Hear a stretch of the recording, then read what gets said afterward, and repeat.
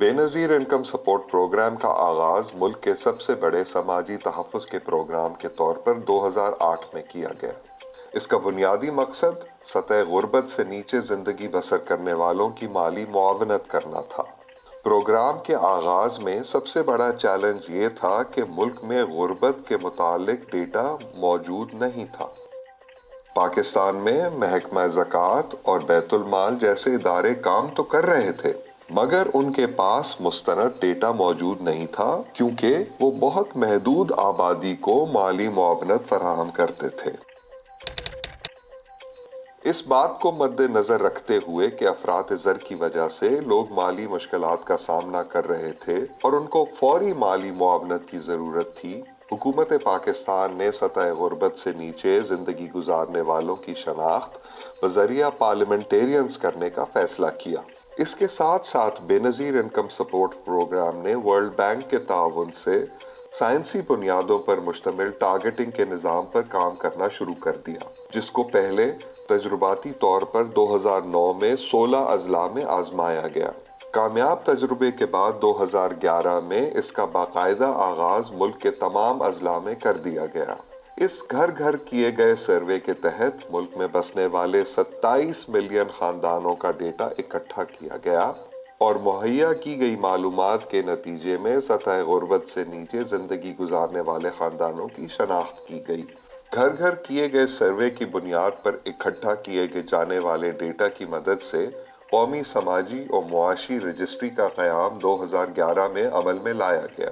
اس کا بنیادی مقصد نہ صرف بے نظیر انکم سپورٹ پروگرام کے لیے سطح غربت سے نیچے زندگی گزارنے والوں کے انتخاب میں مدد کرنا تھا، بلکہ ملک بھر میں موجود سماجی تحفظ کے اداروں کے لیے ایک ٹارگٹنگ پلیٹ فارم بھی مہیا کرنا شامل تھا۔ 2011 میں قائم کیا گیا ڈیٹا بیس وقت کے ساتھ ساتھ اپنی افادیت کھو رہا تھا۔ بے شمار خاندان ایسے تھے جن کو پروگرام میں شامل نہیں کیا جا سکا تھا اور وقت کے ساتھ ساتھ ان کی مالی حالت بری سے بری ہوتی جا رہی تھی۔ کچھ ایسے خاندان بھی تھے جو پروگرام میں شامل تھے اور ان کی معاشی حالت بہتر ہو گئی تھی، لیکن وہ پروگرام سے باہر نہیں کیے جا رہے تھے۔ 2016 میں فیصلہ کیا گیا کہ ایک گھر گھر سروے دوبارہ کیا جائے تاکہ 2011 میں اکٹھا کیا گیا ڈیٹا اپ ڈیٹ کیا جا سکے۔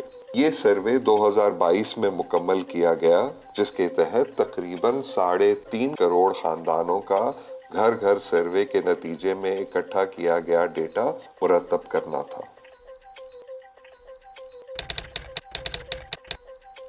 گھر گھر کیے جانے والے سروے پر اربوں روپے کا خرچہ آتا ہے۔ یہ ایکسرسائز بار بار نہیں دہرائی جا سکتی۔ اس حقیقت کو مد نظر رکھتے ہوئے فیصلہ کیا گیا کہ ایک ڈائنامک رجسٹری کا ڈیزائن بنایا جائے۔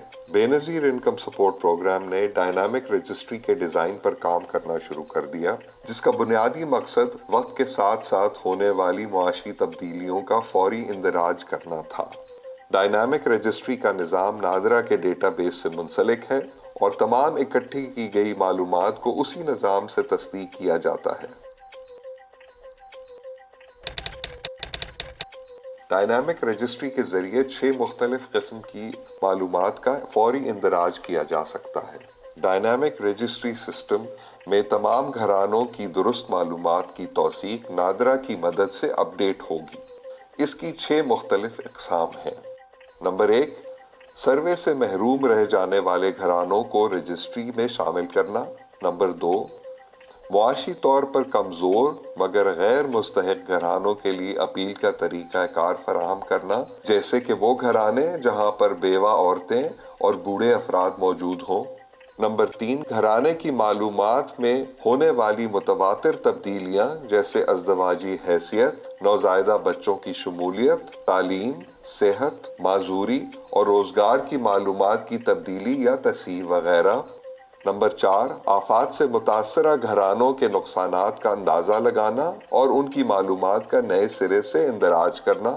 نمبر 5، گزشتہ 2 سال میں نااہل گھرانوں کی معلومات کا ازسر نو جائزہ لینا۔ نمبر 6، گزشتہ 3 سال سے اہل گھرانوں کی معلومات کا ازسر نو جائزہ لینا۔ ڈائنامک رجسٹری کے ذریعے تمام شہریوں کو اندراج اور کوائف میں تبدیلی کی سہولت میسر ہے، جو کہ نادرا کے کوائف سے منسلک ہے، تاکہ صرف نادرا سے تصدیق شدہ کوائف کا ہی اندراج ہو سکے۔ رجسٹریشن سینٹرز کے علاوہ گوگل پلے اسٹور کے ذریعے ایک ایپلیکیشن کا اجرا بھی کیا جائے گا، جو پہلے سے رجسٹرڈ گھرانوں کو گھر بیٹھے اپنی معلومات کی تبدیلی اور تصحیح کرنے کی سہولت فراہم کرے گی۔ اس کے علاوہ دور افتادہ علاقوں تک رسائی کے لیے موبائل رجسٹریشن کا بھی آغاز کیا جا رہا ہے۔ موبائل وینز گھر گھر جا کر گھرانوں کی معلومات کا اندراج کرا سکیں گی۔ ڈائنامک رجسٹری کا افتتاح صرف بے نظیر انکم سپورٹ پروگرام ہی نہیں بلکہ پاکستان کی تاریخ میں ایک اہم سنگ میل کی حیثیت رکھتا ہے۔ ڈائنامک رجسٹری کے ذریعے BISP کو تمام دنیا کے سماجی تحفظ کے پروگراموں میں ایک امتیازی حیثیت مل جائے گی۔ اب سے نہ صرف یہ کہ ہمارے ملک میں غربت کے بارے میں ڈیٹا اکٹھا کرنے کا نظام مزید مؤثر اور فعال ہو جائے گا، بلکہ مستقبل میں قدرتی آفات، وباؤں اور معاشی تبدیلیوں سے نمٹنے کی صلاحیت میں خاطر خواہ بہتری آ جائے گی۔